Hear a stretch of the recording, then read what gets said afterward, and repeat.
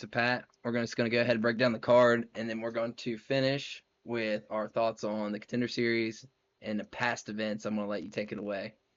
We're going to start out with the flyweight belt to kick off the UFC 319 card with Albi versus Joseph Morales. This is late added. I didn't get to watch it too much. Albi has 5 wins by knockout, 2 wins by submission, 5 first-round finishes. Has no stats on his striking or clinch or anything. Is he a tough series guy, Pat? This is the tough finale. Tough finale. So you would know more about this than I would because I don't know anything about these guys. But it does have Joseph Morales with some. I don't know if this is right. He beat Figueiredo. Figueiredo beat him, and he beat some Sheldon dude, which I'm guessing that. But he fought Figueiredo, which is pretty impressive. So I'm gonna let you lead on this one because I Yeah, didn't he had watch an either original one of these set. guys. Yeah, I need to go back and watch a little more because usually, I mean, from years past, the tough seasons have been pretty ass. But this season looks like it's been pretty good. This Morales guy's been in the UFC before, and he wasn't the only guy they brought back that had been on the UFC before. I think like Matt Dixon had been in the UFC before for the welterweights. But Joseph Morales is pretty well rounded. I mean, nothing's gonna like blow you away. I thought he lost his last fight in the semifinals against Mexican guy. But this Alibi Idris dude might be somewhat of a little contender at a flyweight. He's really skilled on the feet. His grappling looks really good. I mean, you never like truly know until they get like in the big cage because they're just sitting there fighting in front of no one other than their coaches for the tough. So I mean, he might react differently to a big arena. But Idris is 10-0. He looks pretty damn good everywhere, in my opinion. I He had a flashy like flying knee knockout on the first round of tough. I don't see him knocking Morales out, but I do see him like schooling him or like 30-27, something like that. He's like a minus 400 favorite right now, which Whew. I mean, I could say it's a little high right now because he is going against a guy that's been in the UFC before. But I mean, again, he's just all right everywhere. I mean, I don't think he's better than Idris anywhere personally. So I mean, I got Idris like 30-27. Going to decision like that. I'm gonna ride Yeah, you on that one because I did he not could watch definitely any of finish it. him. All right, then we're gonna move on up I was more to psyched. what is it? I was more psyched for the welterweight one that was supposed to happen. There's this Ukrainian guy. They moved the fight to Noche because the Brazilian guy got hurt, and this you're gonna like this Ukrainian guy when he fights here in a few weeks. Oh, they rescheduled him. Yeah, he like rolled his ankle like a couple days ago, and they just pushed it to Noche. Whatever happened with the dude that fought against the guy that's supposed to be in Aruba? Was this the Russian guy that's on this card that stepped in, or is it someone else? No, so the Russian guy stepped in for the Aruban guy, Yeah, that's it. and then he Aruba. knocked the Yeah. guy out. The Aruban guy was supposed to fight in the round. Okay, that's a good deal. All right, we're on to the women's flyweight belt with Karen Silva and Barbosa. Barbosa is 4 wins by submission, 4 first round finishes. Last fight she won by submission. Fight before that she lost to Maverick by decision, and the fight prior to that she won by unanimous decision. I have not watched Barbosa fight. She takes more than she dishes out. Strikes. I watched Silva fight. I have some notes on Silva. I watched her fight against De Silva. The only thing I don't like about Karen Silva is her gas tank, and it really showed against how do you say her name, Erosia? Dione Rouge.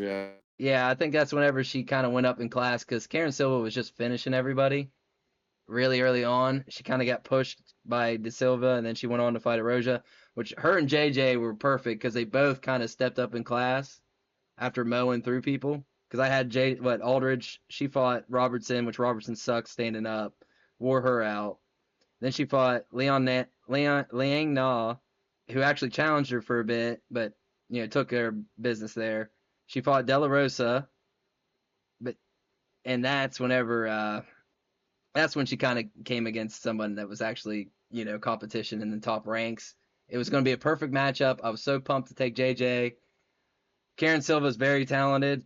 I like Karen Silva. She's a favorite here. I think she wins, and I think she wins by submission.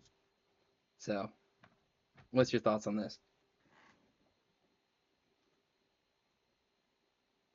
So this is actually, in my humble opinion, a tougher matchup than JJ Aldridge would have been. JJ's a big girl. Karini would have had a lot of trouble with her too.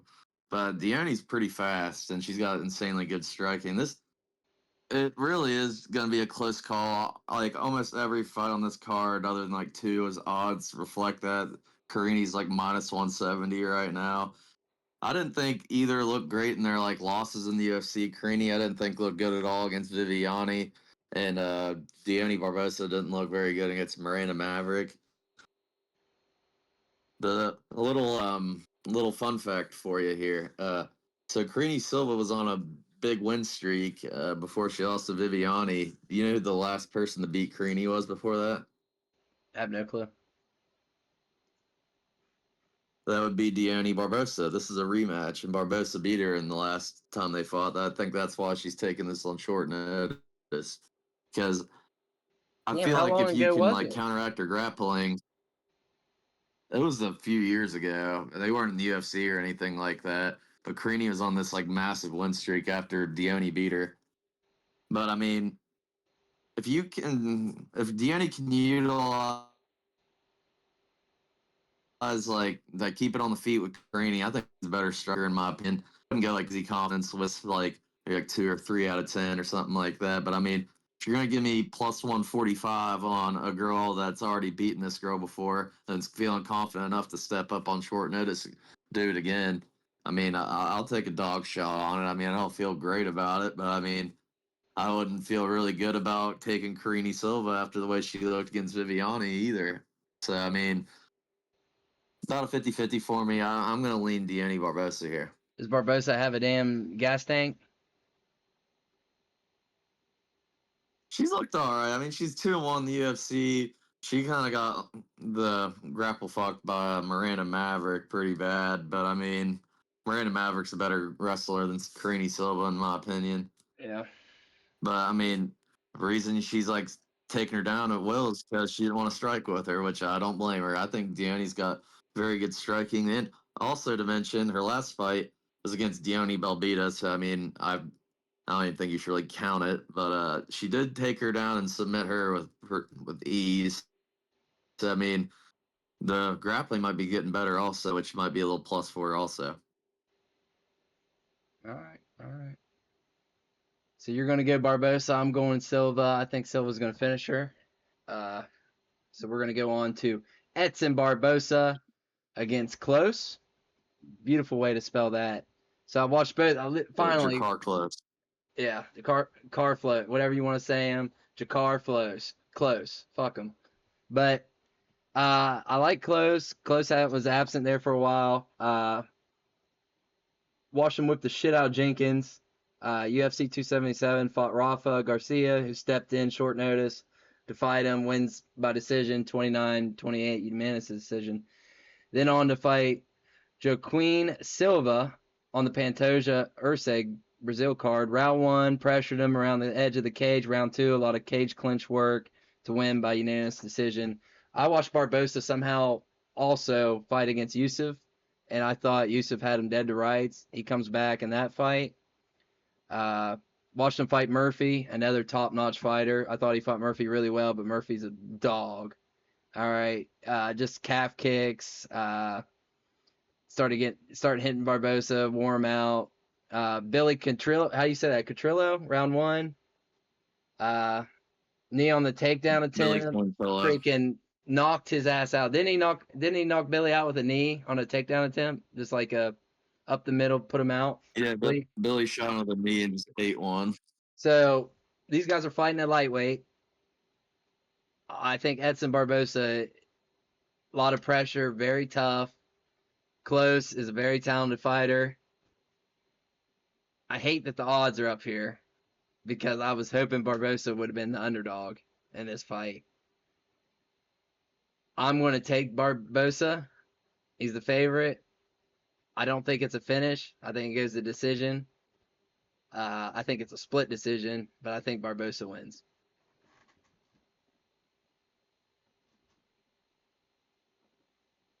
All right, so I'm not gonna lie. My thought process took a little dipping a little bit. Like I'm feeling less confident after seeing the weigh-ins today.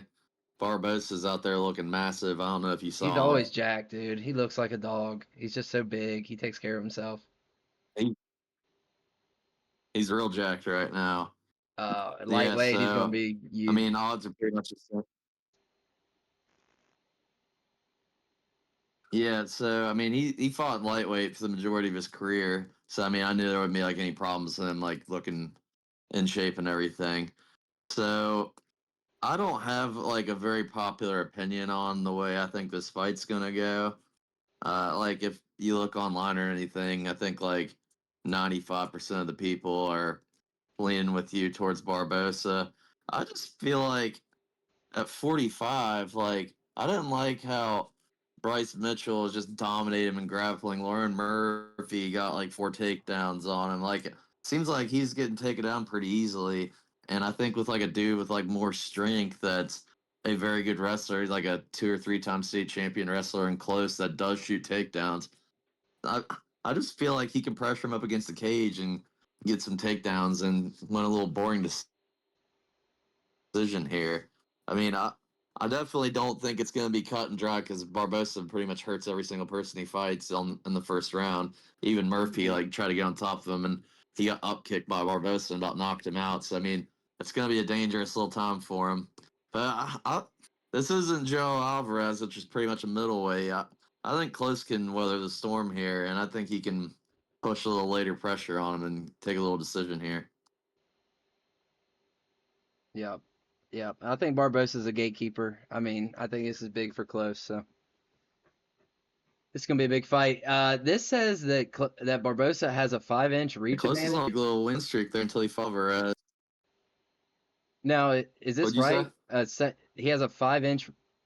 Barbosa has a 5-inch reach advantage on him. I mean, 75 he inch. probably could. I could believe it. Close That's is, crazy. looks And like he's he's got tiny 5'11", arms. 5'11", and close is 5'9". I didn't realize how much smaller he was. I didn't. I thought close was a lot bigger dude than that.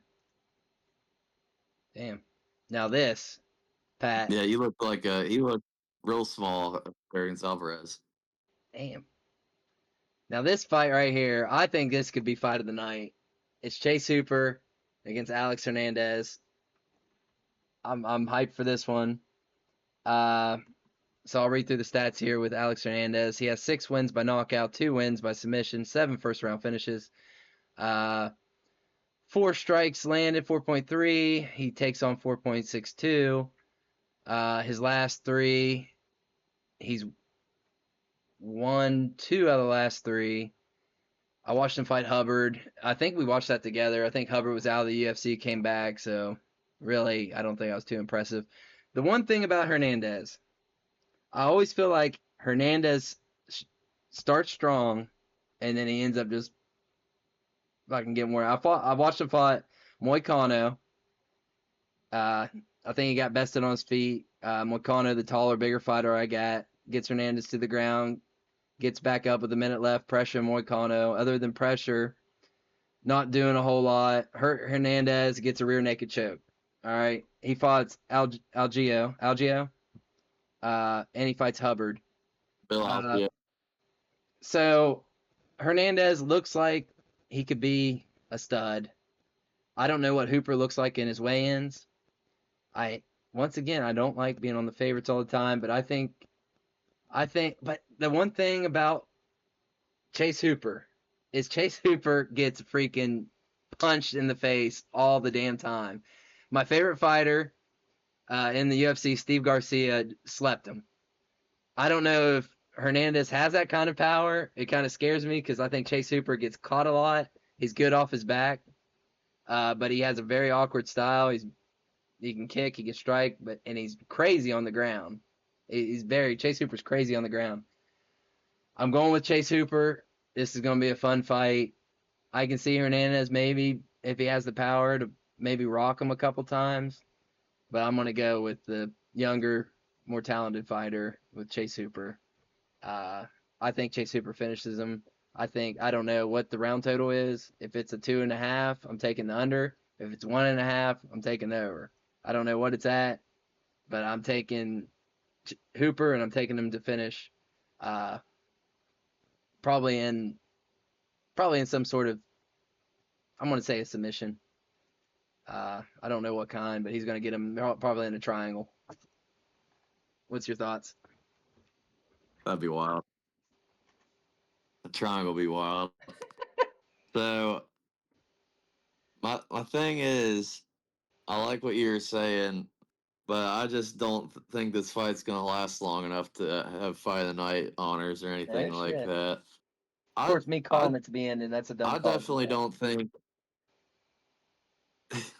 I definitely don't think Alex Hernandez won his last fight against Kurt Hollabaugh. I was in Kentucky when that happened watching it. I had Kurt Hollabaugh as an underdog bet. I watched it. I was like, oh, I'm going to bed a rich man tonight. And I saw the scorecards read, and I was like, bruh, well, I guess I have to actually pay for this hotel room now. So that's unfortunate. So I mean, if you're doing that to Kurt Hollabaugh, who's like 2-9 in both stints combined in the UFC, I just don't see a world where if Cooper gets to the ground, he has any. I'm pretty sling better than what he's gonna do. But I mean, Jim Miller's the only guy that I've personally seen like put Hooper's grappling to any work, and Jim Miller is about as good as it gets on the ground. I mean, I think Hooper's gonna sub him in the first round. Damn. Personally, I also think Hooper's striking is looking a lot better. So I mean, I can definitely see a world where he could even drop Alex Hernandez and get it to the ground if he can't get a takedown. TK. He dropped Borshev like nothing. Yeah, I watched that one. He had a big old knot on his head. But isn't it so fun? I'm looking at Hooper's last fights, like Guida and Miller. Like what? They're like giving him Ghost of Christmas Past. Like what's going on here? Like you got this up and comer prospect. I watched the Levitt fight. I watched the Fiore, and I watched the Garcia fight. So I watched a lot of his fights, and it's Yeah, just Nick Fiore. so he moves up from welter. He moves up from lightweight. So he moves up from featherweight to go to lightweight, and they give him which he was the underdog against Borchev, right? And he just wears him out. And then they give him Guida and Miller. That might Like, have could been they not even give this money. guy anybody else? I mean, he's been calling for like certain fights. I know he called for the Jim Miller fight. I don't think he called for Clay Guida. I feel like he was cutting so much weight to get down to featherweight. Once he got to lightweight and filled himself out, he's like really starting to find his zone. Yeah. I actually didn't mind the Jim Miller out because I mean, other than Bobby Green fight, Jim Miller's looked pretty good recently. And Jim Miller, I think he's second all time behind Charles Oliveira in submissions. So I mean, I love to see like how he would handle Jim Miller with like going straight to the grappling and everything. And I mean, he didn't sub Jim Miller, but I mean, he controlled him for pretty much the entire fight on the ground, which to me is very impressive, especially with a guy with that many fights that knows what he's doing down there. Alex Hernandez, definitely not known for his fight IQ, definitely not known for his cardio. If he doesn't get it done in the first round, I would be Yeah. shocked if he didn't get done in the second round. I agree with you. That's the thing. I agree with you. I think Hernandez's IQ is just not. He's called an ape for a reason. Uh, the great ape, Alex Hernandez. Now this fight was an interesting one coming up in the women's strawweight bout. I'm gonna be honest. I love Loopy. I do. I just like the way she fights. We got Jessica Andrade versus Loopy Gundin. I spelled it right here. Gudinez. I watched her fight Ricci. There you go. Ricci has my heart. She's yeah, she's so fun. Got Round. another one. It was a good fight. It was a good fight. I got Gudinez fought Ricci round one, dropped Ricci, then Ricci got her at the end. It's a really good fight.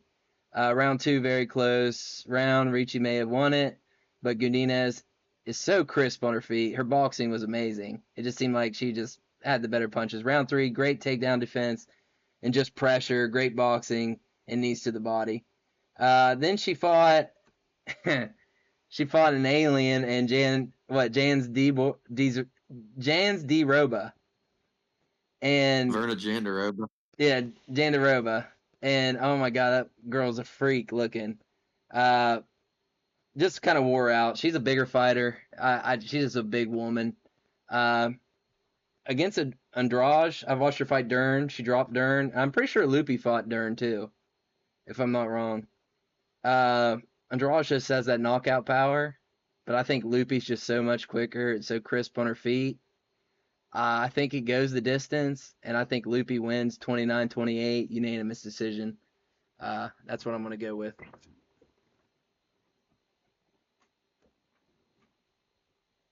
I'm love that you love some Lippy Godinez, man. Here's my issue with her. You're right. She has all the skills that you could ever ask for.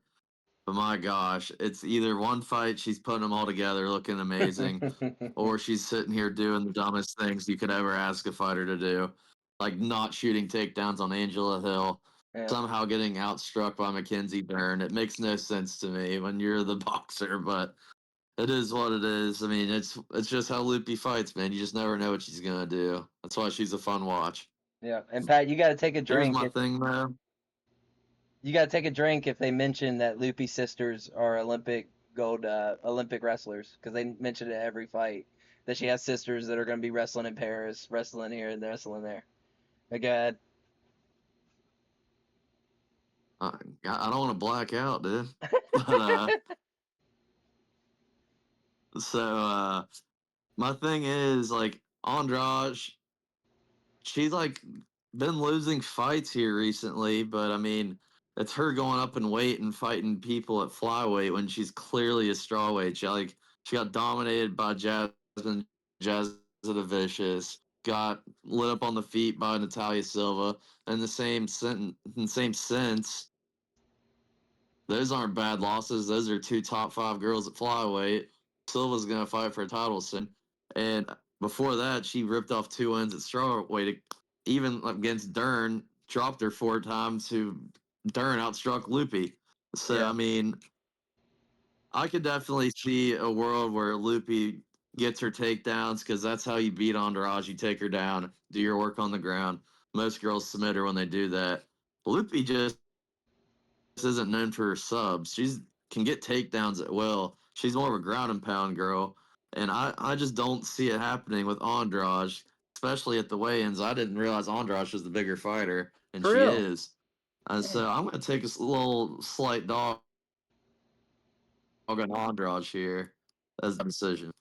Yeah. I mean, both girls are going to be pressuring, and I could like definitely see me being wrong with that one too. nah, I like that too, Pat. She's got the power, and I can see her just keeping the pressure on her and just, like you said, maybe catching her a couple times. And I mean, Loopy, like you said, doesn't want to take people down. And you seen him against Dern.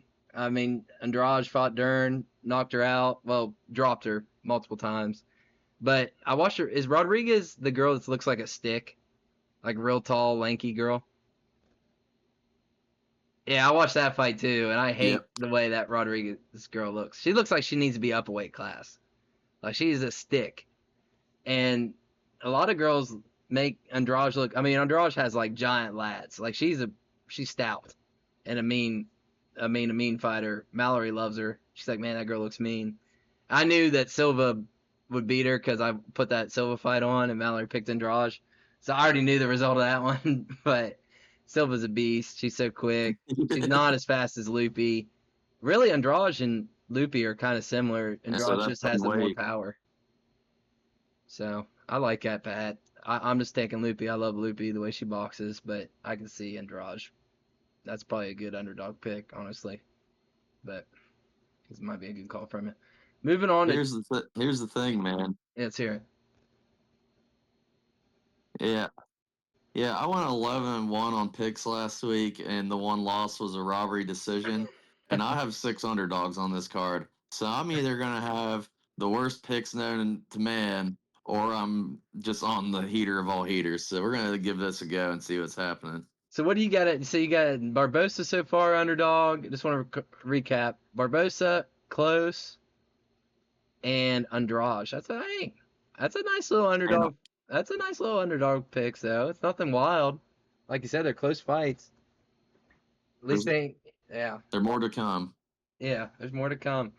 All right, probably one of my most frustrating fighters to watch, Gerald Mershar. Hopefully I said that right.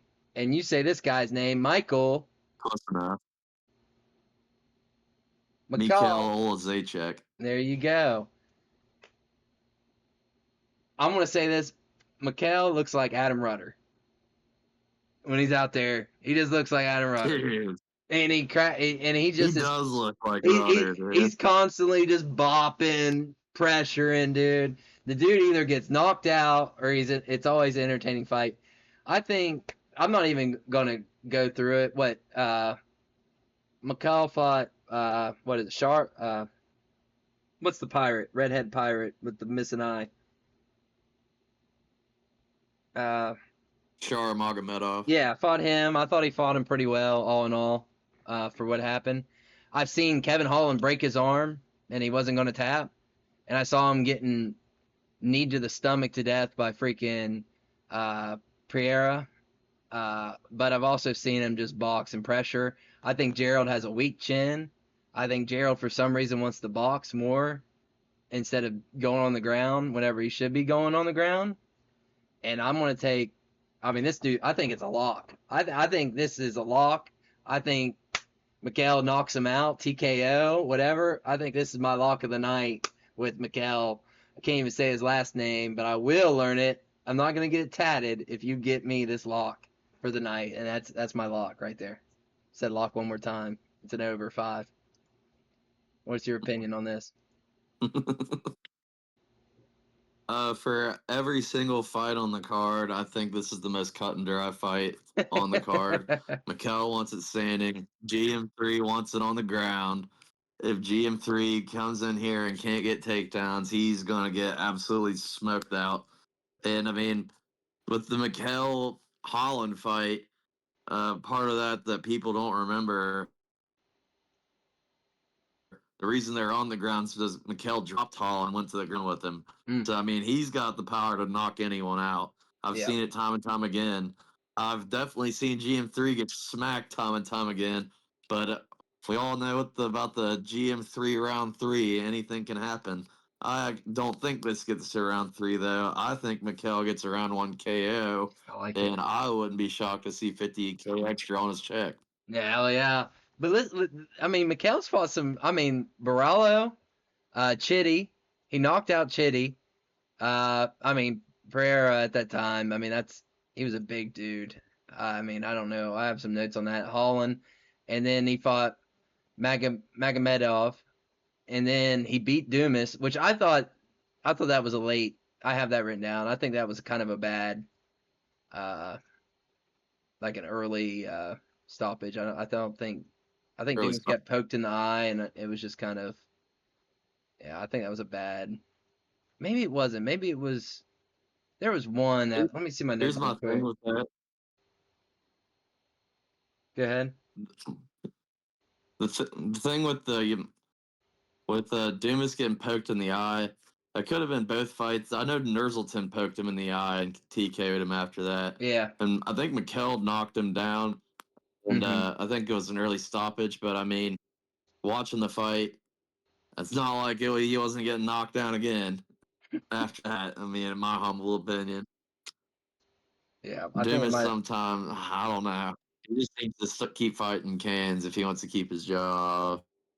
McKell's a little too skilled for him. I agree with you. I agree with you. I think this is a cut and dry, and I think Mikhail's good enough to stuff some takedowns too. So we're gonna go into this fight. You watched the Contender The Kyrie Series. thing's weird, isn't it? What is it? The Kyrie thing's weird, isn't it? The what thing?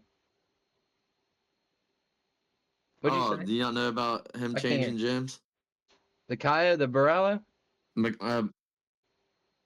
Yeah, Mikel Olazechek lost to Kyle Baralho, and Oh then he yeah. just switched gyms. Now Mikel's with the Fighting Nerd too, so Kai is his main training partner.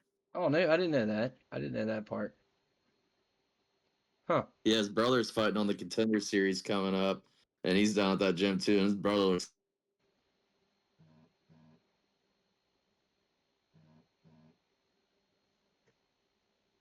Well, we're gonna get to the main event here in a second. But yeah, Gerald Mershaw. Who the fuck? I was watching him fight, dude, and I didn't wasn't DeRitter. Oh yeah, Shabazian, dude, and I was like, dude, all right, maybe he has a shot. No, he looked good for a second. He won that fight. Who was it he fought? Damn. Oh, Petrosky. I was like, dude, there's a Petrosky Yeah, fight. I know how we feel about Petrosky. Yeah, I don't know, like, dude looks like a Viking, but he's a I fucking thought he won that fight. yeah, yeah, split decision. All right, you know Yeah, more about this than I bummer. do.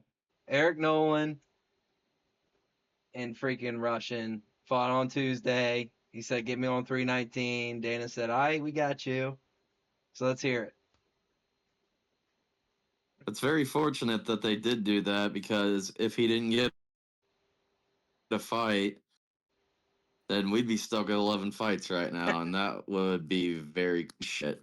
Yeah, So fuck thankfully they battle. got us this. So it's hard to find fights on these dudes like that are like outside the UFC. I watched highlights from Eric Nolan's last three fights, and they're both like pretty nasty highlight KOs. He's like the welterweight champion at Cage Fury, and he's moving up to middleweight to take this fight. So for the Contender Series fight, Bisinger was like piecing him up, and then Talha was holding him against the cage, trying to get takedowns, couldn't budge the guy. They eventually separated. He started landing some more shots on him, taunting him, and he TKO'd him with a body shot. I think he, I thought he looked a little too big for this Eric Nolan guy. I mean, he's like a former U.S. Marine, so definitely respect him. He was cracking me up at the press conference. So, like, I don't know if you know the whole jits, but Susarkayev is here because him and Hamza are teammates, and they asked Eric Nolan a question at the press conference. They're like, "How does it feel to be on stage going against Bisinger on this huge pay per view?" And he's like, look, this guy might be Khamzat Chimaev's butt buddy, but he ain't Khamzat Chimaev." I was like, "This guy's based as fuck, hell yeah." Does he got Klein But vibes? uh, Klein, which Klein? The one that we just fought, just came off the Contender Series last week. Oh, Nick Klein. Yeah. Does he have vibes like him? He looks like he'd be I think like. he's a better fighter than Nick. He just looks like him. I just feel like I'm gonna get some fucking Nick Klein vibes in this fight. But he's got the old Russian's got a 5-inch reach advantage, and on the leg he has a 5-inch reach. So he's definitely got the reach on him. He looks insanely skilled on the feet. Dana's all hyped up. He's getting himself oiled up, ready to watch this guy go at it again. So, I mean, I think the only play right here you can go is Bisinger. They're definitely giving Eric Nolan another fight. I mean, you gotta do what you gotta do, except in a fight like up a weight class on 3 days' notice to get in the UFC. I mean, do you? But I mean, this dude is a welterweight. Other dude's a middleweight, better striker, very good takedown defense. Even if Nolan wanted to try that route, I just I Nolan might shock you, dog it out, and this might be a better fight than what I'm giving it credit for. But I'm gonna take Susarkayev by a knockout. Yeah, I kind of get the gist. That's how it's gonna go. I think he's the biggest favorite on the card. I like the knockout. I mean, that's probably the only way if you wanted to play it for sure. Oh man, now we're getting into the main card. One of my favorite fighters to watch because he's just a goofball out there. It's wild. Tim Elliott taking on Kai Asakura. Kai's got the one fight. The only fight is it? I mean, you don't have to get it. Don't get in the breakdown yet. I just want one question answered. Is Pantoja his only UFC fight? Yeah, he debuted, That was it, and the his main debut was event. for a title fight. Okay, I just wanted to make sure. So Tim Elliott, I watched his fight last night. I was trying to get as much main card fights as I could get. I watched him fight. Who was it? Huh. I can't remember who I watched him fight here. But the dude isn't insane. He does all kinds of weird stuff. Kai Asakura, I'm going to take him. I'm going to take Kai. He's just the technically sound. Great striker. Pantoja kind of wore him out on the ground. I'm pretty sure. Did Pantoja take him to the ground a good bit? Or was it just striking and standing? I Yeah, can't remember. he took him to the ground a good little bit. Kai stuffed a few takedowns though, so I mean, it's not getting Kai to the ground is a bigger bigger ask than what it's perceived to be from a round two sub to Pantoja. I'm going to go with Kai. I think he's just the better prospect. I mean, not a prospect. The dude's been doing it forever. I love Tim Elliott. Tim Elliott's probably going to give him a little bit of a challenge. Flyweights or flyweights. Uh, I'm going to go Kai on this one. I don't want to say that Kai finishes him, even though I kind of want to lean that way. But I'm going to take Kai. What's your opinion on this?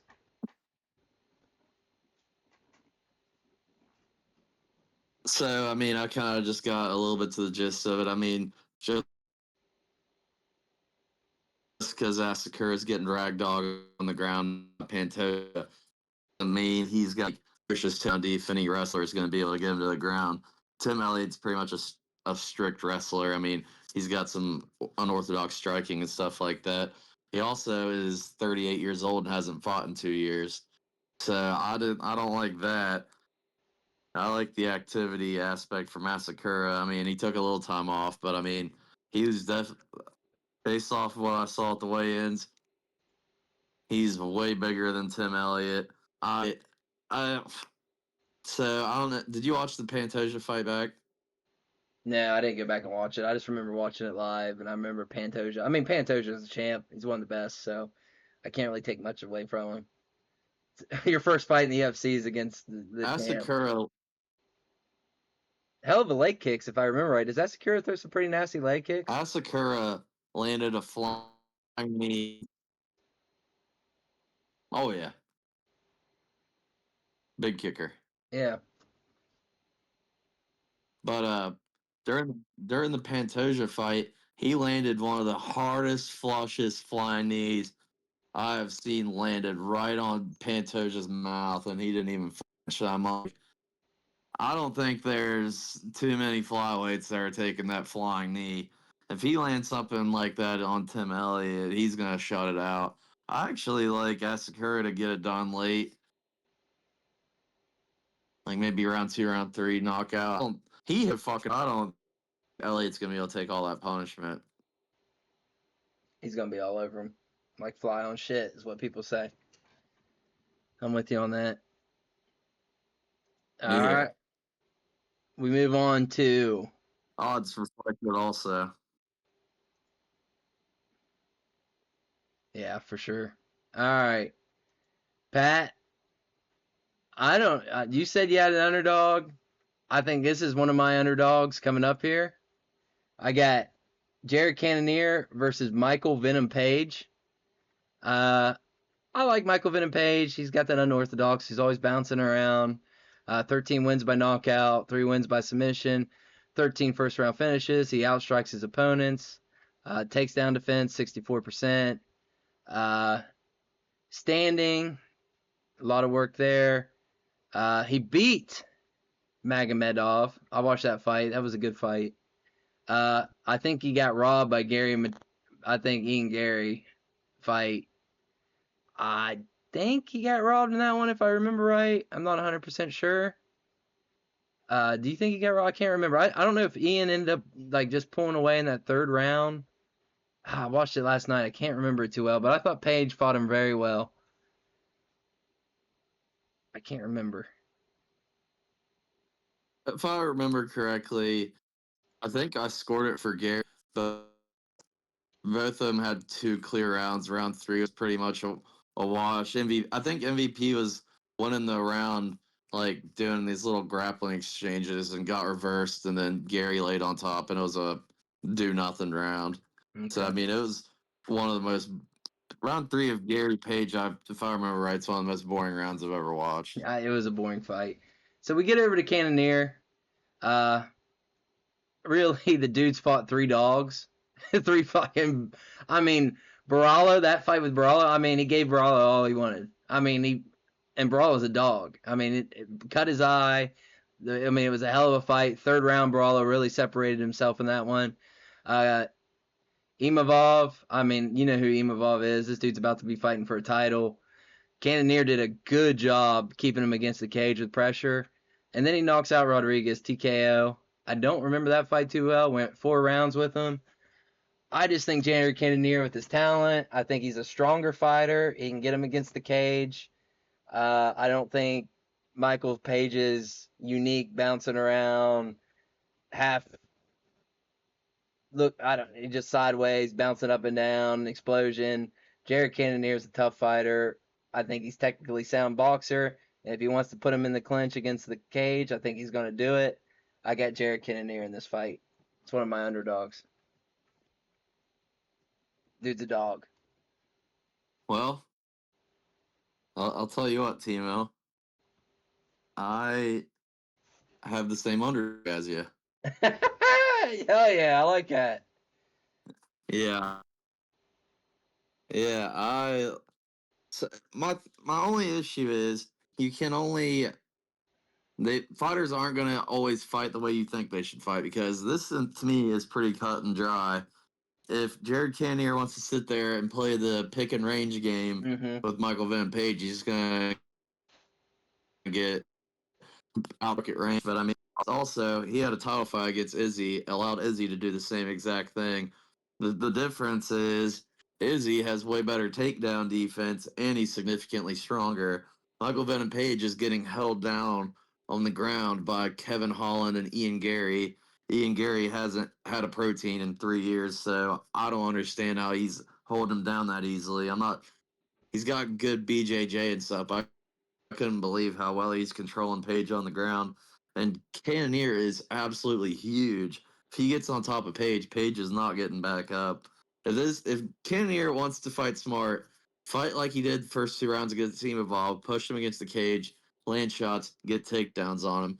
The good thing about this for Cannonier also is all three of those fights you just listed were 5 round fights. And Mm-hmm. he was on in the majority at the beginning of the Imavov and Baralho fight. He won the later stages against Rodriguez, but I mean, if he fights Page the same way he fought Imavov, he's gonna steal the first 2 rounds easily. I don't see him finishing Page. Page is a hard dude to finish, but I mean, I like Cannonier here. It's weird. Like if any fight on this card goes to like a weird split decision, I feel like this would be it. Like Page lands like 8 good shots on the feet, and Cannonier takes him down and doesn't do much on the ground with it. I can see a world where those rounds are toss ups, but I mean, I like Cannonier here just solely because he can win doing that. The only issue is will he do that? I don't know. It's hard to tell, but I mean, I think I'm going to go Ken here. I like plus 160 on Ken here a lot. Then we move on up. I mean, this is awesome. 319. It's always the end of summer classic. UFC knows how to end the summer. Jeff Neal versus Carlos Prates. I think I'm gonna pick this one with my heart because I know Carlos is probably the better fighter. He's probably the most talented fighter. Dude smokes what? He's a cigarette smoking killer, assassin, cigarette smoking assassin. I just I just like Jeff Neal. I like Jeff Neal boxing. I like I mean he's fought some dogs. He fought uh I can't say his name Rockamov. Uh I mean that dude's an animal. I mean, Rachmanov. give me a break. Prates has been given, in my opinion, the stereotypical come out. You get Giles. Everybody's beat Giles. You get Radke. I mean, he's a dangerous fighter. Finish him. You get Jing Liang, a blockhead, as you call him. You get Magny, and then you go and fight Gary, and you lose to Gary. I just think Neil is just such a technically sound boxer. Protez, this is it, man. This is your opportunity. You want to be a top 10 fighter. Jeff Neal is who you got to get through. And I just think Jeff Neal has just been in the bigger fights. I think he's the I just think his I just think I don't know. Something about Jeff Neal makes me want to take Jeff Neal. I don't know if Jeff Neal's going to finish him. I just love watching Jeff Neal fight. I really enjoy watching him fight. He's a guy that I can easy to root for. So I'm just going with Jeff Neal on this one. It's my heart on this pick. I'm going with Jeff Neal. He's an underdog. What's your chance? Protest I'd has the love reach. Jeff Neal to win this fight. Jeff Neal's a fun guy to watch. And Jeff Neal's the only person that I'm pretty sure, because if you miss weight, you have to give away part of your purse and you're not eligible for bonus. Neal's the only person that I know that's missed weight and still got a 50K bonus from that fight with Shavkat because it was so insane. That was a fun fight to watch. But that going to that fight's the reason I'm going to go protest here. Mm. Shavkat's not known as like some crazy striker or anything like that, and Protest is a very more precise striker. This is like the exact opposite of the Canyon page for me, where Kier can go out there, get takedowns, and do stuff. I've literally never seen Jeff Neal shoot a takedown, and if he has, it was like He's just a very early boxer. in his UFC career. He's like pretty much a straight boxer. Yeah. Yeah, so I mean, Protest is going to use his length. I mean, if he's getting out of the way, I mean, he can't really push him. I guess he can push him against the cage and go for clinch work and stuff like that. But I mean, Protest, I mean, against the Gary fight, he fumbled that finish at the end. Yeah, Mm-hmm. he himself said definitely should have pushed early quicker. But the one thing that I thought was really underrated looking for him was he is crazy hard to hold down. His scrambles are out of this world. He's so like lean that you can't like hold his like waist down. He squirms out of all of it. So I mean, He's long. even if Jeff Neal can even get that going, I don't see him holding Protest down. I think this. You mentioned the Hernandez Hooper fight. This is the fight I think is going to get fight of the night. I think they're both going to scrap it out. But I Yeah. mean, the Brock Benoit finished Neal round three. I think Protest finishes Neal round three. I actually hope Jeff Neal wins because I like Jeff Neal a lot. He's a nice, well-spoken guy. Yeah. I just got to go with what my heart, what my mind's telling Yeah. me, and my mind's telling me Protest is going to be too long for him. So I'm going to give Yeah. Protest. Picking him apart on the outside, maybe like some kind of rear naked choke or something to finish him off. But I want Jeff Neal out of my heart, so that's all it is. Is I know Carlos is probably the better fighter. He's definitely the more talented, well-rounded MMA. I just want old Jeff Neal to win. I'm going with him. I've got Riding with him. I've got a statement to make for you. Let me hear So it's for this entire year, all 8 months. This next fight was it. the hardest fight that I've had to try and figure out what I'm Yep. gonna go with. Was this Yep. next fight? And every time I see something every day, my opinion keeps swaying back and forth. But I got it locked in finally. What I genuinely think is gonna happen yesterday. So looking forward to this one. All right. So this is a hell of a co-main event. Hopefully, really hyped up Aaron Pico versus Lerone Murphy, and it's really. I mean, Lerone is just built like a fucking. He's insane. The dude's an animal. I've enjoyed watching him fight. He's fought some pretty tough opponents. Very skilled. Uh, I mean, I watched him fight Barbosa. Like I said, I watched him fight Emmett and Danny Gay, which they're solid. I mean, them are solid fighters. Uh, Aaron Pico, I liked Aaron Pico way more last week. Was it Kopilov? Who was he about gonna fight? Who was the who was He was the freaking Pico. nerdy? What's his name? Yeah, hold on a second. You I think broke that's up right. on my line. What'd you say? Aaron Pico was supposed to fight in Abu Dhabi, and he was supposed to fight that Kopylov, right? Or is that his name? Evloev. Yeah, and I liked him a lot in this one. Evloev.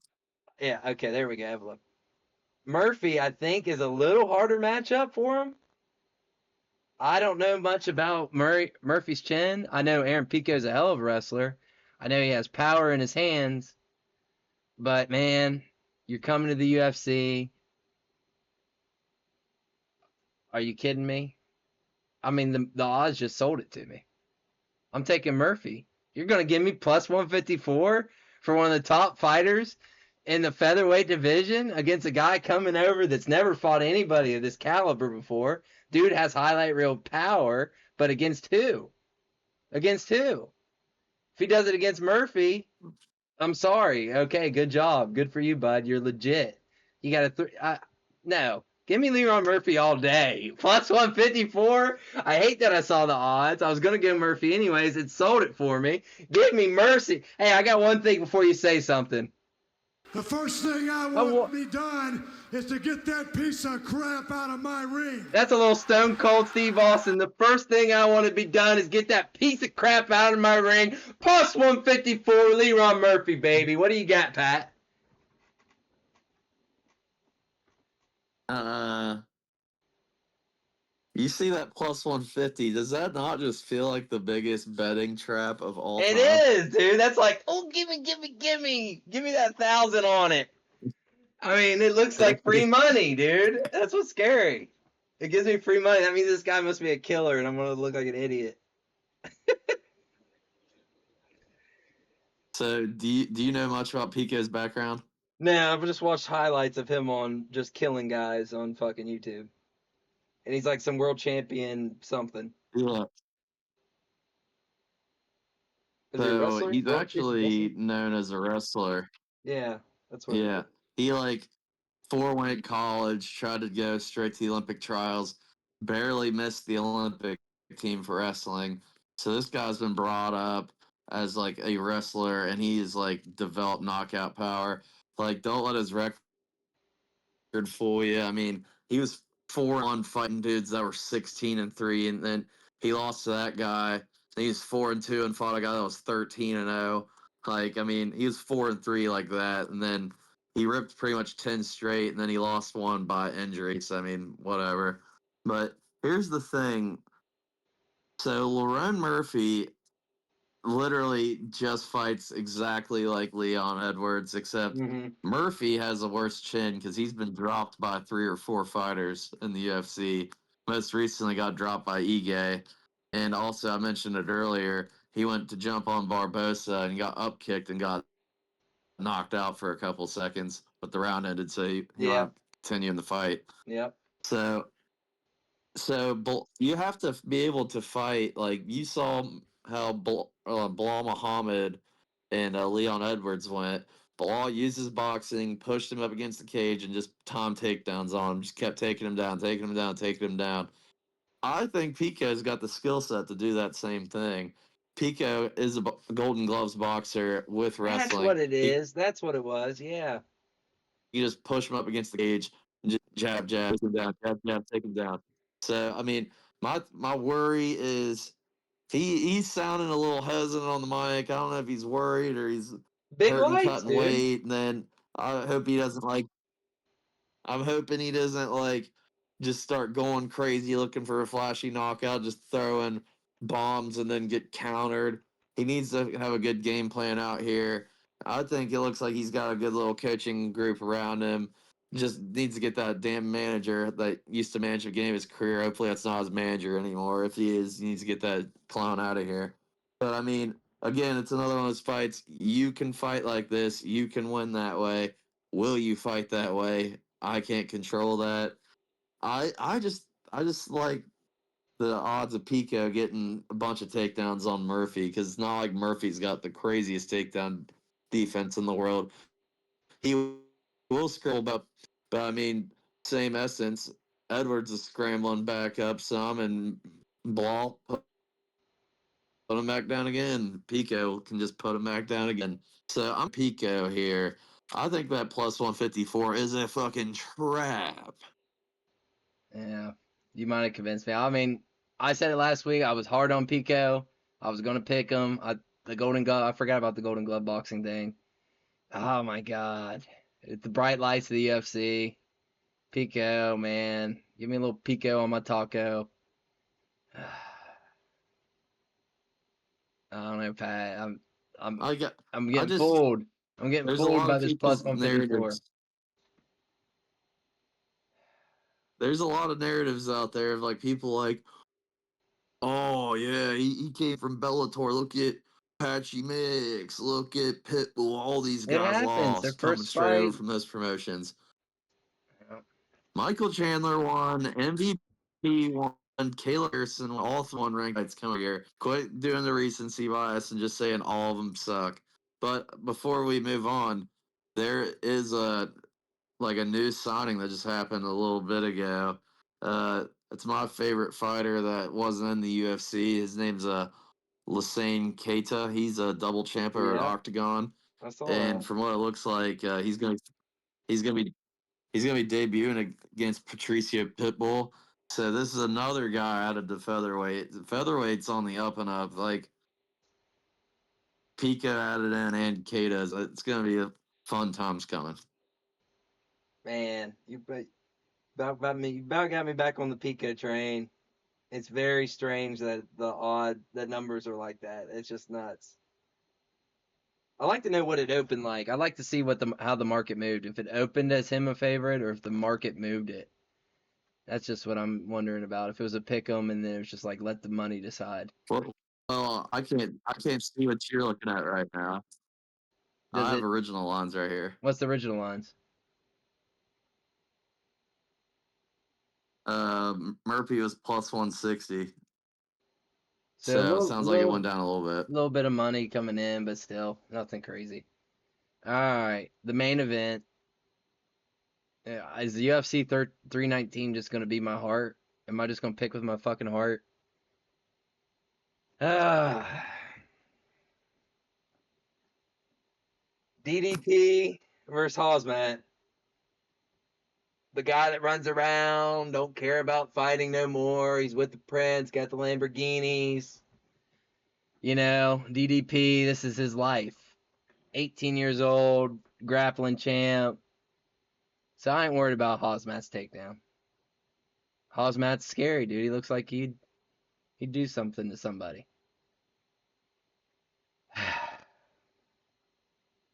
I ain't gonna break it down on who's fought. Everybody's got to watch these guys fight. Everybody knows what these guys done. With the Whitaker, both of them fought Whitaker. Both of them, Hosmat finished him. I think Gilbert Burns actually gave Hosmat a little bit of a fight. There's someone that gave Hosmat a little bit more of a fight. Maybe not Gilbert Burns, but there was someone that gave him a little bit of a fight. Then It was. probably was it Gilbert Burns that gave him a little bit more. I just think Dricus Duplessis cares Yeah, him about and this. Usman both gave him a fight. Yeah, Usman too. I think Dricus Duplessis just cares about being a champ. I think he loves the fight game more. I think he's more dedicated to the fight game. I think his grappling, his pressure. I mean, Hosmat, yeah. Hosmat, he's used to intimidating people. I don't think he intimidates DDP. Also, disclaimer, DDP was on a podcast and he was cool shit. I like his thing. UFC started out as bar brawlers. Then wrestlers came in and grapplers started winning. Now everybody can wrestle, everybody can grapple. So it comes down to who can bang, who can give the most, and who can take the most. And I think DDP, you got to kill the man to finish him. He ain't gonna quit. You ain't gonna finish him. He's gonna wrestle you. He isn't gonna get wore out. He's got his nose fixed. He's no longer Dustin Dorito out here snoring. I'm taking DDP all day. I think Hosmat don't care about it as much. I think he's definitely the most gifted fighter. But I think that South African Dricus Duplessis plus 215 disrespecting the champ. I think this is the best fighter that either one of them's ever fought. I don't think DDP's track record's anything crazy. Strickland, Adesanya, yeah. we've seen what happened to Adesanya lately. He's trying to come back. Khamzat, Whitaker. I mean, the dude's a dwarf. Give me DDP.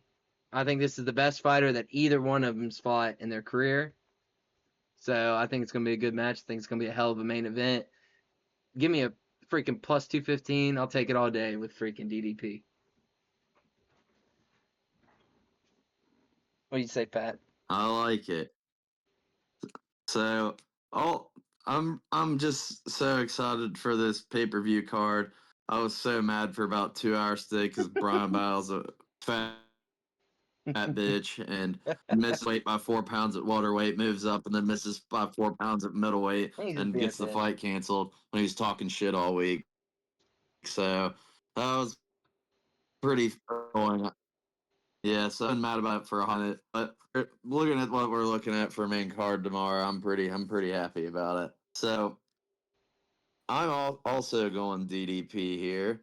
My thing is like everyone keeps saying, Hamzat's cardio bad. You get around one. Hamzat's cardio looks bad, which I mean I don't think it looked crazy bad, but it was definitely like going downhill. Wasn't going to last very much longer in both those Usman and Burns fights. I went to the third round.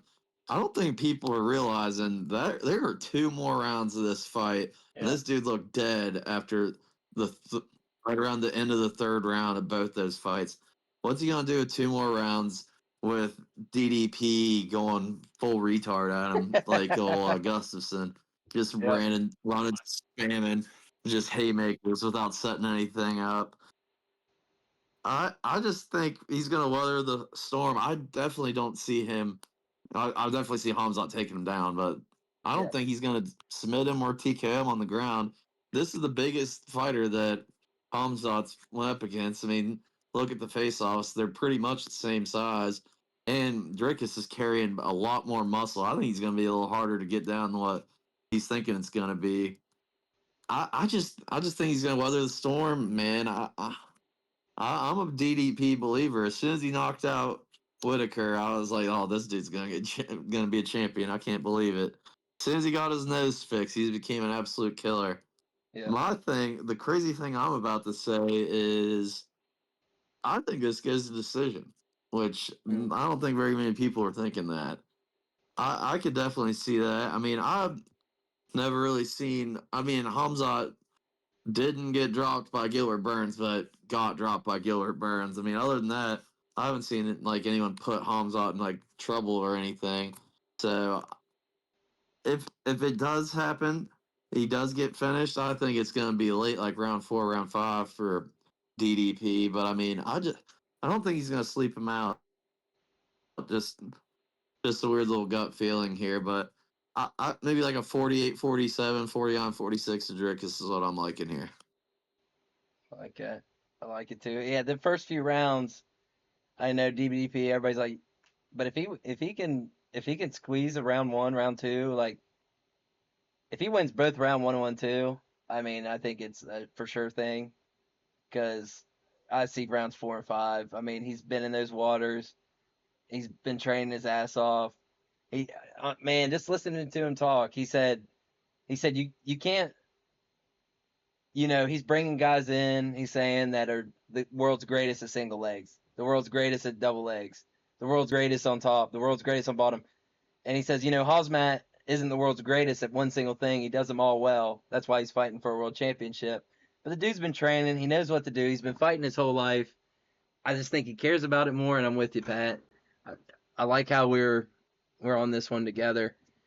It makes me feel better because I was kind of feeling like I was Oh, picking with my 100%, heart. man. I feel like I was picking with my heart. So that's our breakdown. No, UFC he's 319. getting disrespected back. Yes, sir. So you said that you think that Neil and Protest is probably has a chance to be fight of the night. That's a pretty cool call.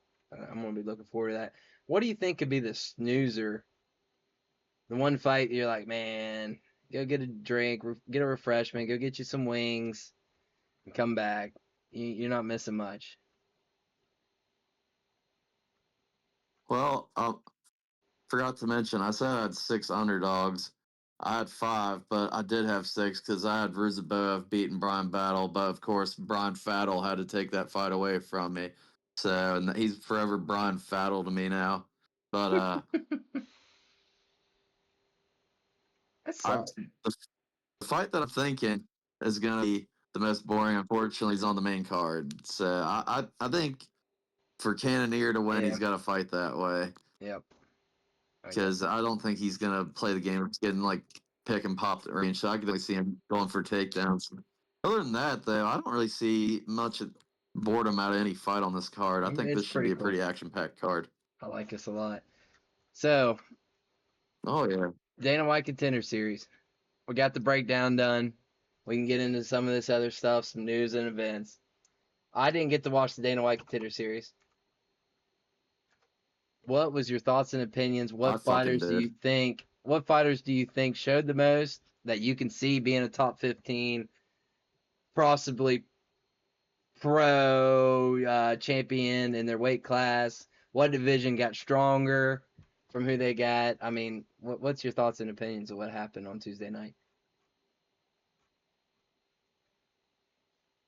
So there was another card. I want to say it was like 2 years ago. It was the week that Joe Piper got a contract. It was between that week and this past week for the worst card I've ever watched in my life for being a White Contender Series. These dudes went out there, did fuck all, and went to the back like, you know, I think I should get rewarded for trying my best. Fuck off. You went out there and did nothing, and you just sit here whining. There's a dude. His name was Radley De Silva. He was like 8-1. He was fighting an undefeated Australian guy that everyone's pretty hyped on. And this dude had more takedowns than significant strikes he landed in the whole fight. He landed 4 significant strikes. Went to the back and said, I mean, Dana, they're going to Canada here soon. I would love an opportunity to be on that card. And Dana went to the back and said, look here, Radley. I don't know who told you how to fight like that, but if you want to ever come back here again, I suggest you never fight like that again for the rest of your life." And then there was 2 or 3 more stinkers. Uh, 2 So, gentlemen got contracts. You obviously know Basinger. He's on this card now. And then another guy that almost shares a name with you. His name's Todd Miller. there we go. He is a very long boxer. He's like 6'2" at welterweight. He was landing a will on this Drago guy. Dana said he should get to the PI, but put some muscle on, which I agree with. I wouldn't rush the guy back in. He left the arena on some crutches. Did But he I get mean, a looks like contract? he can be good. I mean, he's a little young, uh, working a little bit. A little. You broke up there. Did he get a contract? Yeah, they gave out a contract to Basinger and they gave one to Ty Miller. They didn't give it to the other 3 guys. And there were people sitting at the desk like, I think they should give him a contract. I think they should give him a contract. And DC's like, no, Not everybody gets you one. do not deserve a contract if you do fucking nothing. So what about this Yeah, I was Yuri like, and Chris dude, Ewart fight? finally, I agree with something you just said. It looks like this like So, that that fight Chris looked like it Ewart had some fun. guy. So Chris Ewart was supposed to fight Jackson McVeigh on short notice and International Fight Week. He took a fight on 3 days' notice. It's like 40 pounds overweight. Tried to cut it as fast as he could, and he wound up being like 10 pounds under. And they cut it or over, and they cut him and just said, "Don't worry, you can still fight in the Contender Series." He's like shown as this like Chilean kickboxing killer. I have never seen a fucking a goofier person on the feet than this dude. He was just winging like from his hips every single strike. That Yuri guy's just peppering him up with jabs and getting him takedowns. But I mean, the Yuri guy, he at no point attempted to finish that fight. He was just laying on top of him, not doing anything. And the Yuri guy, He's got that Brian Battle build, dude. He was looking tubby out there. I couldn't really do anything, couldn't scramble up or anything. That Yuri guy went to the back and said, I think I didn't show everything, but I thought I gave a good showing. Like, no, you didn't, brother. You're definitely not getting signed.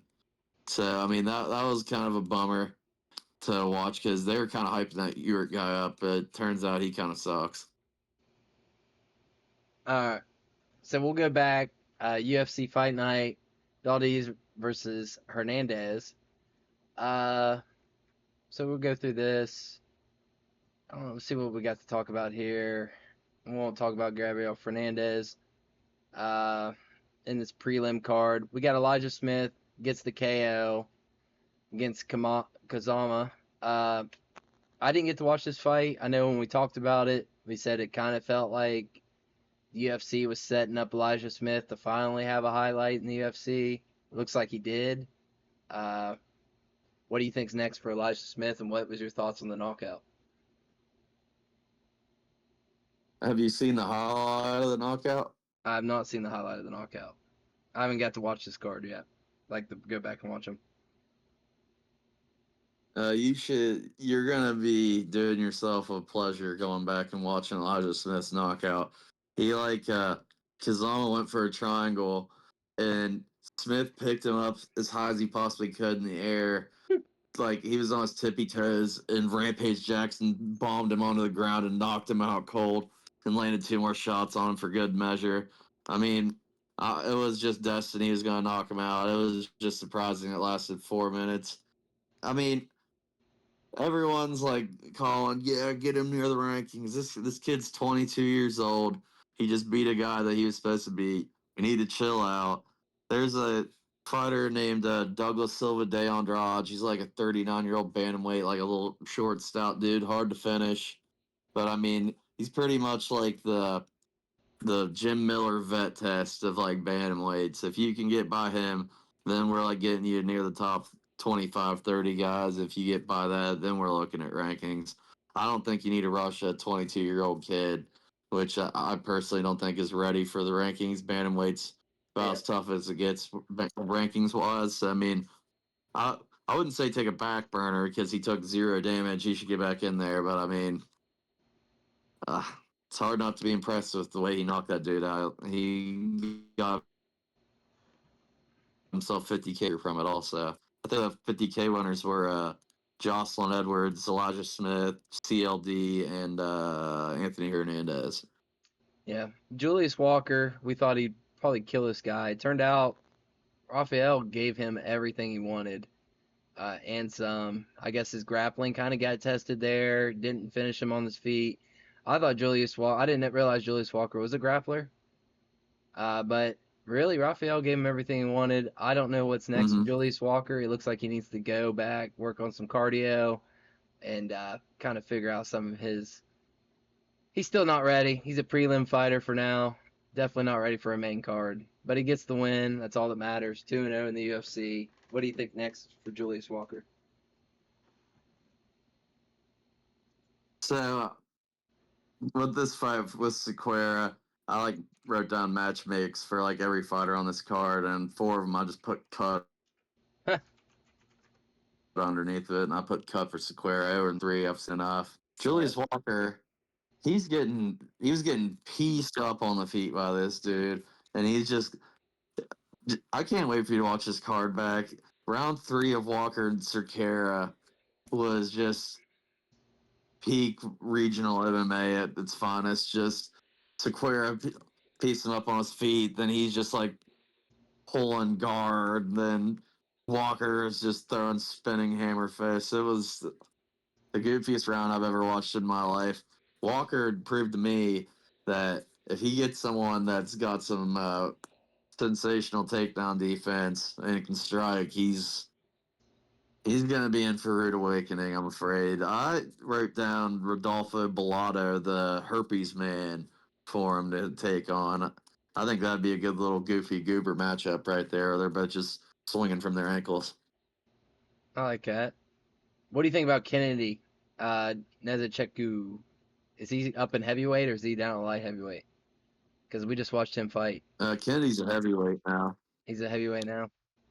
So yeah, you're probably on to a good one there. Billy, how about Billy Elicana?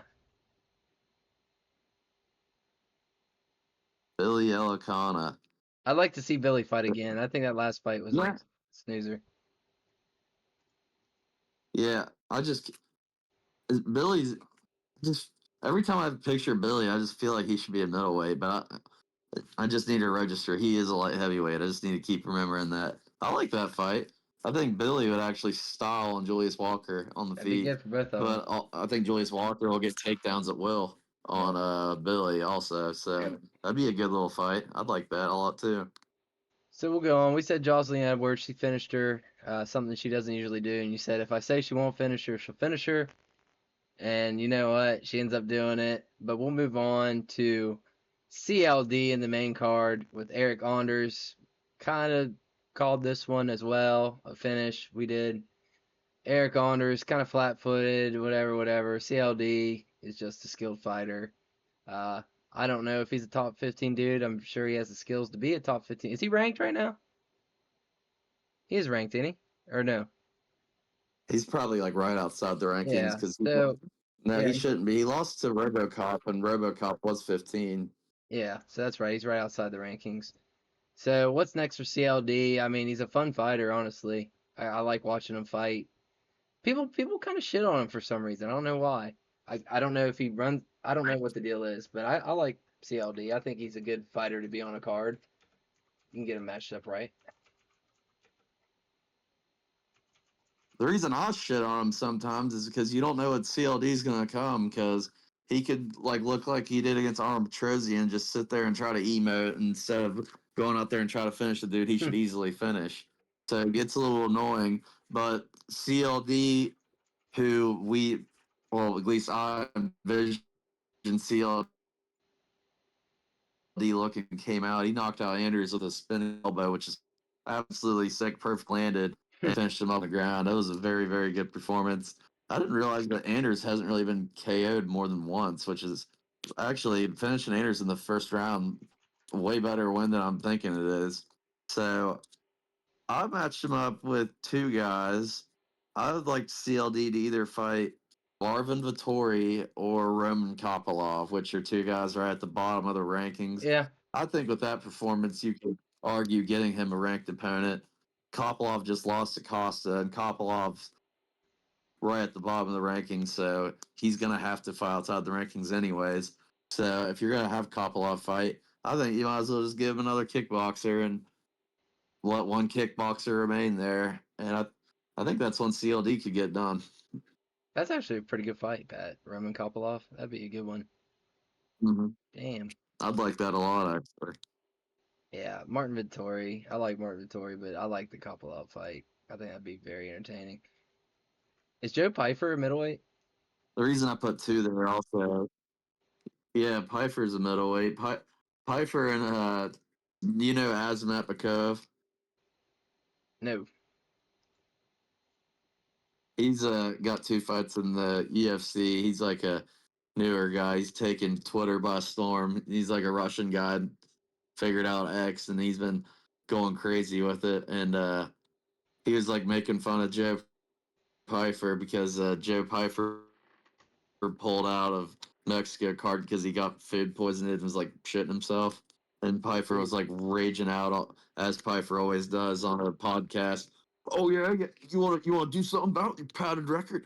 And he's like, you were gassing out in your last fight. And then Kov was like, record himself reacting to it, and he's like, oh, Joe, you talking about me gassing out? You just need your medication. He pulled out some like Gas X medication for like laxatives. I was cracking up looking at that earlier today. But I'm assuming if Bakov gets his next fight, him and Pfeiffer are probably gonna fight now. That'd be awesome. They still got a little hype build up on it. All right. Oh Miles yeah. John going against Gene Matsumoto. And Gene wins, but I think Miles gave him all he could have. And honestly, Miles probably won that fight. But was it a split decision or unanimous? It was split. Yeah, so Miles John actually performed very well. Gene kind of showed us that he's probably more hype than he is what people hype him up to be. Uh, what do you think's next for Gene? And what do you think's next for Miles Johns? Because he's kind of in a weird spot as well. Bantamweight's just tough. I just really don't know what to tell you. He's a good fighter, but he's in a fucking stacked division. So watching it live, I said that I thought Johns won. Then I went back and watched round 3, and I can see where they were getting at with the Gene winnings. I mean, it was like a toss-up round to me. I mean, I could see either one of them getting it, so I wasn't just like.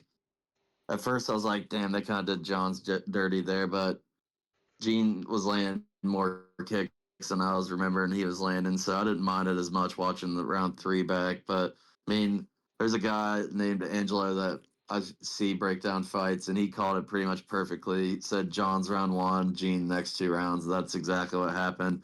John's clearly won round 1. Gene clearly won round 2, and then the round 3 was a toss-up round. They went Gene split.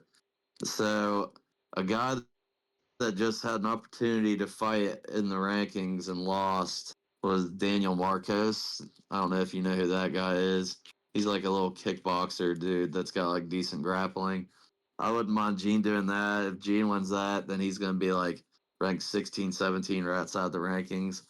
I gave John's Damon Blackshear. He just lost to Davey Grant over in the Abu Dhabi card, which he Devon Blackshear, man, I don't get it. I cannot pick this dude's fights ever. I just never understand it. He just ragdolls Davy Grant round 1 and then just doesn't go for a takedown until like the end of round 3. It makes zero sense. So I mean, I think Johns and Blackshear and Matsumoto Marquez would both be really good fights. Andre Feely, I was wrong on this side of this card. To Christian Rodriguez. Christian Rodriguez needs to figure out what he's gonna do. Got bumped up here to featherweight.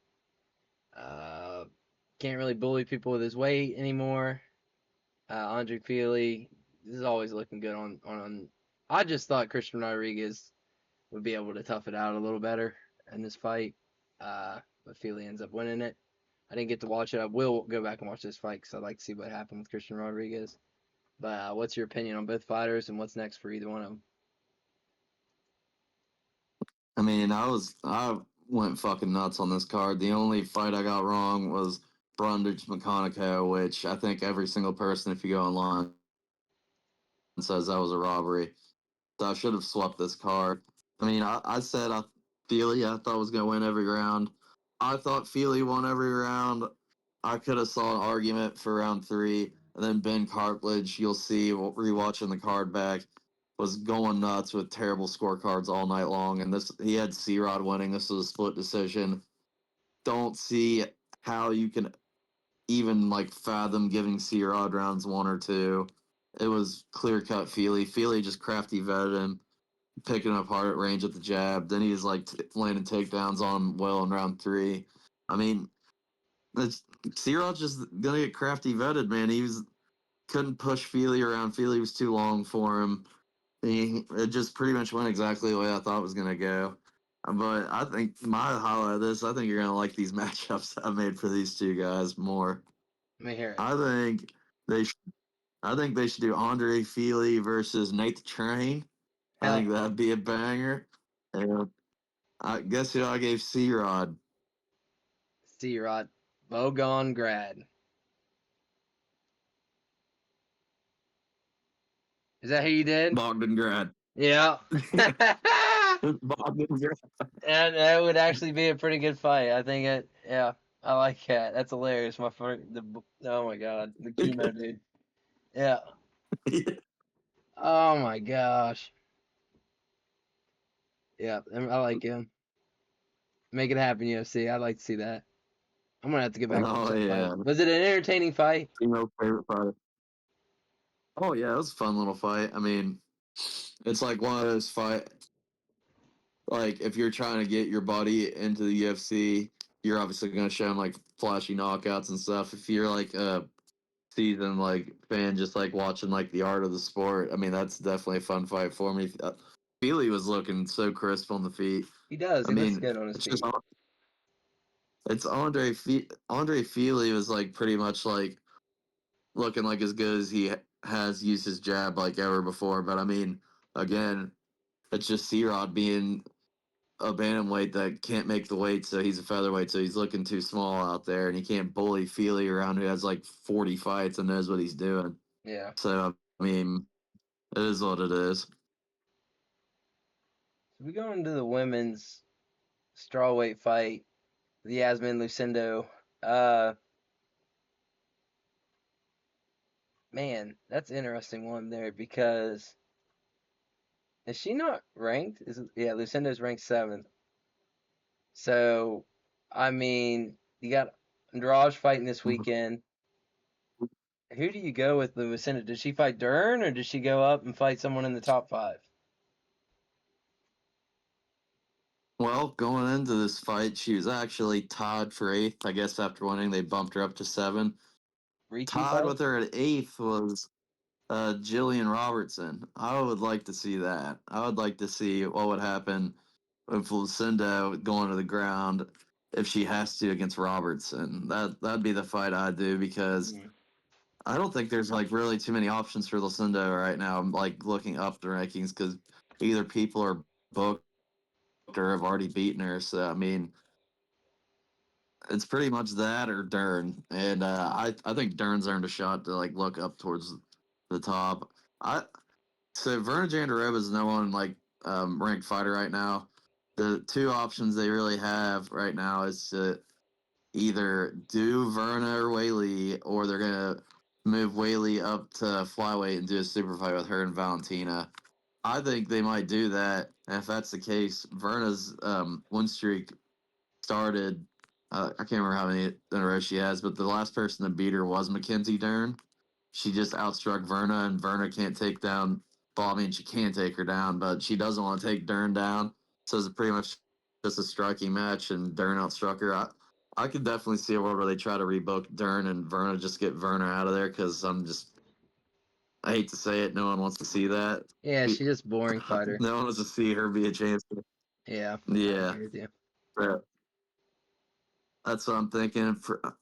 Hill just kind of looked her age out there, man. She had you're 40 years old. You're at UFC strawweight. She was looking pretty slow compared to Lucinda, which I thought was going to happen because Lucinda's 23. So, I mean, I think Hill's just going to keep doing Hill things. They're going to send a contender up, get your ranked shot, and Hill's going to fraud check you. And I think Pierre Rodriguez has earned her attempt to get ranked, and I think Hill would beat Pierre Rodriguez. So I bet they go in around that lane. Okay. So we move on to the bantamweight fight. O'Day. Couldn't get it done against Steve Urseg. I'm going to definitely go back and watch this fight. What was your opinions on it? What's next for both these guys? That's a pretty big win for Urseg. He needed one. And O'Day is definitely going to be sticking around. What's your opinions on both these guys? I think Steve Urseg should be thanking his lucky stars because there is a serious argument that you can make for O'Day winning that fight. O'Day clearly is round one. I don't get the stats say O'Day smashes Urseg in the face, and then 30 seconds later, Urseg charges in and gets dropped by O'Day bad. I thought he was out cold, and he wound up surviving. And then round two, I mean, O'Day's piecing up on the feet, and Urseg starts landing his takedowns like I said he should have did from the beginning of the fight, but no, Urseg almost striker, and then just goes in there and gets smashed up on the feet. But round two, he's holding O'Day down for the most part. I scored it for Urseg, but there's a serious argument you could give that round to O'Day. And then Urseg was just right on him, getting takedowns round three, clinched it up pretty easily that way. But here's the thing. I don't think Urseg's that good. I don't think he's going on a Dominic Reyes run. And I think the UFC's seeing that now too. There's a gentleman that I I have here, match Let made me for see if I can Urseg. guess. Peyton Talbot. That's a wrong weight class. They fought at Bantamweight? bantamweight because of the short nose. Oh, That was just a dang. bantamweight fight because of short nose. They're flyweights. God dang. That would have been cool. All right, who do you got in flyweight then? Well, if he wins this weekend, I think you should do Steve Ursig and Kaya Sakura. Okay. That'd be a fight to prop Asakura up, like give him a name. That wouldn't be a bad one. I like that. What about Ode? I think O'Day's earned himself into the good graces of the UFC. Speaking of which, before I forget, I saw an announcement from a dude that I follow on Twitter. Uh, that lazy boy Rodriguez that I thought O'Day beat announced he's can't do the weight cut anymore. He's moving up to bantamweight, and I just commented, dude, I genuinely don't think this dude beats 5 bantamweights on the whole roster. So I don't see that Rodriguez guy being around much longer. But not to get off track too much, I think O'Day's earned himself back in the good graces of the UFC. I think they'll throw him a bone. I think they'll give him Matt Schnell, and I think he would slump Matt Schnell bad. I think that's the direction you go right outside the rankings for O'Day. O'Day's dropped 3 straight fighters. I mean, you got to keep him around. I don't care what his record says. He's too fun. So then we go on to Fluffy Hernandez and Roman. Fluffy, I mean, I didn't watch the fight. I seen Twitter going crazy that he just dominated Roman. You're saying he's ready for a title shot, or he definitely deserves a chance to be up there fighting for one. What do you think's next for both dudes? Roman might be kinda there in the top 10 still of guys, but he's definitely getting towards his end of his dominance or whatever you want to call it. So, what do you think's next for both guys? I mean, even Dricus at his early press conference was bringing it up. Like, I don't think I've never seen Anthony Hernandez look this good. He looked absolutely sensational. And they asked Dricus, who's like the one person whose performance is like you've been blown away with by, and he's like Anthony Hernandez looked insane. He looked crazy. So I mean, this guy's going to challenge for a title. I cannot say he's going to win a title, but he's just Marab at middleweight. He just will spam takedowns on you at will, and you are not going to be able to do anything about it. Here's the thing that's annoying me with people online. They are all jumping, like, make Hernandez RDR, make Hernandez RDR. Why would you do that? We have Izzy there. We have Strickland there. We're going to have the Imavov Kaya loser, and we're going to have the Dricus Khamzat loser. All 4 there. Why are we trying to matchmake? Like, do you really want to see Izzy Strickland too? No, no one wants to see that. Yeah. But being boring with it. Why are we matchmaking Fluffy and RDR? They both have earned, in my opinion, shots at top 3, top 4 guys. Yeah. I think they should do um, RDR versus either Strickland or Izzy, because if DDP loses and they don't give DDP an automatic rematch, you make RDR Dricus that day. I want to see the goofiest fight in UFC history. I would love it. I have Anthony Hernandez fighting the loser of Imavov Kaya Borralho, which is a number 1 contenders fight. And if he wins that fight, then naturally he's going to get a title shot. I mean, unless RDR gets an opponent right around the same time and he wins, then you could argue him. But I mean, I think there's better. It's better to have more contenders than just have all the contenders just eliminate themselves, and we're just gonna be stuck with Izzy at the top until he's like 40 years old. So I mean, I I like Anthony Hernandez. I actually think Kai is gonna win that fight. So I do Hernandez versus Imavov. I like that a lot. And for Delize, I don't I mean, people have been saying it for a minute. I mean, they can't believe this guy's going to the top. His striking's terrible, and it looked atrocious against Anthony Hernandez. Like, I've never seen Anthony Hernandez look that good at striking. He was styling all over Roman.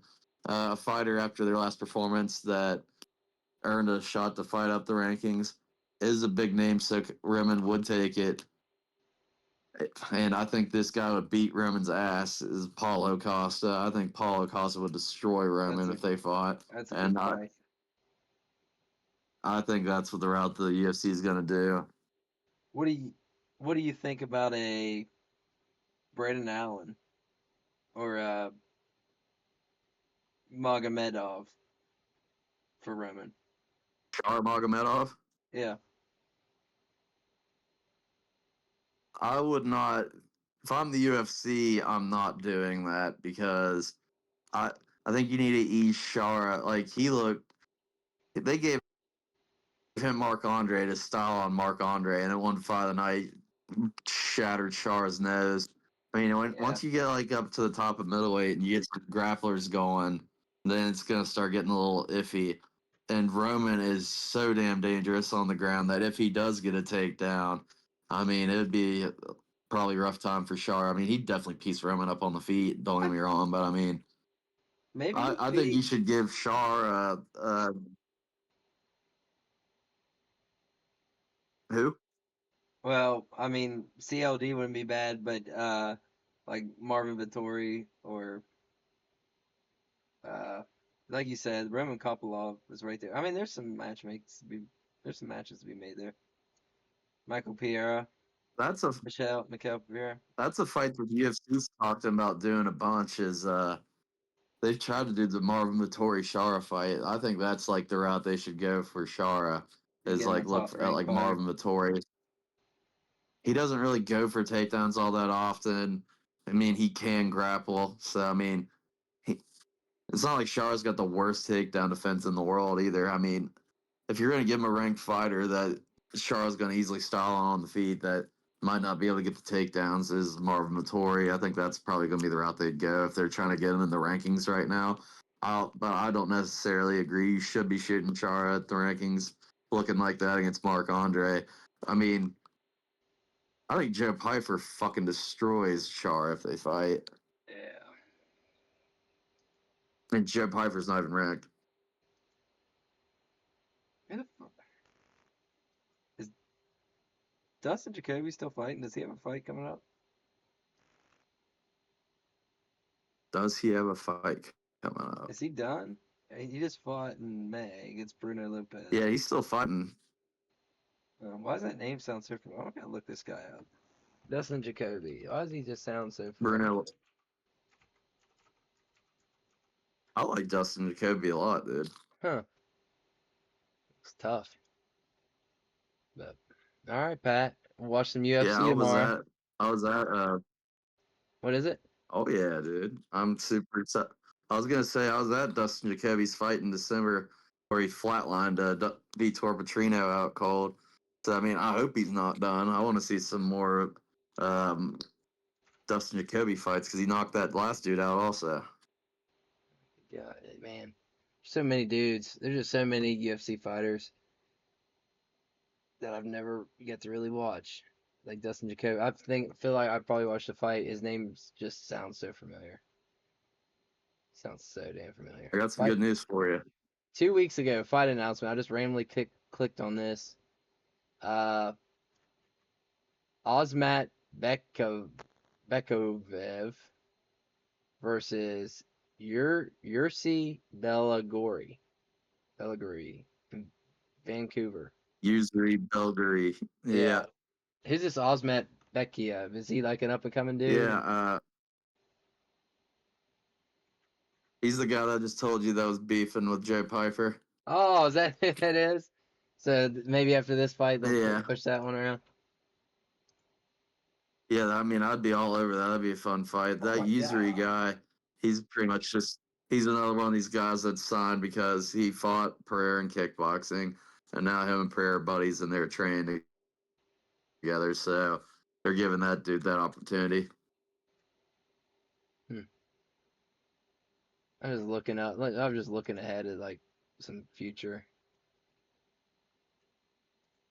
Man, that You see Patrick Dix? now I was looking at the Baralo uh Imabal Baralo card. I just seen who was on there. That's a good fight night. Oh yeah, that's the one. Yeah, Vinales BSD. Yeah, I remember you saying that. Yeah. Benoit Saint Denis. Yeah, I was meaning to ask you about that. So I have a week of vacation that I can use the week after that. If you want to go with me to Paris to BSD's memorial service after that fight. Yeah, yeah. Freaking manslaughter I to feel attend so that. bad for BSD. He's gonna get this fucking shit beat out of Dude, him. how boring is Brian Ortega and Aljo Sterling fight going to be? Oh my gosh. There's a reason they put that in China where it's 3 a.m. whenever they fight. Oh my god. I've never watched. I've heard this guy's name, Waldo Cortez Acosta, but I've not watched him fight. He better be good because I've heard about him enough for a guy I never watched fight. This is pretty much his fighting style. Oh. Hey, I'm always going to say Michael, but it's Michelle. Is it Michelle Pereira? This guy looks Yeah, like. he Who was the about to have fuck the is he most cut fighting? This fight on guy's that face card, is but Tulio. Kyle Dawkins. This guy's freaking nose is insane. Jesus Christ. So, he was supposed to fight Marco Tulio, and I was super amped for that fight because Tulio's looking like a killer. But fortunately, Tulio pulled out, and Dawkins was talking some.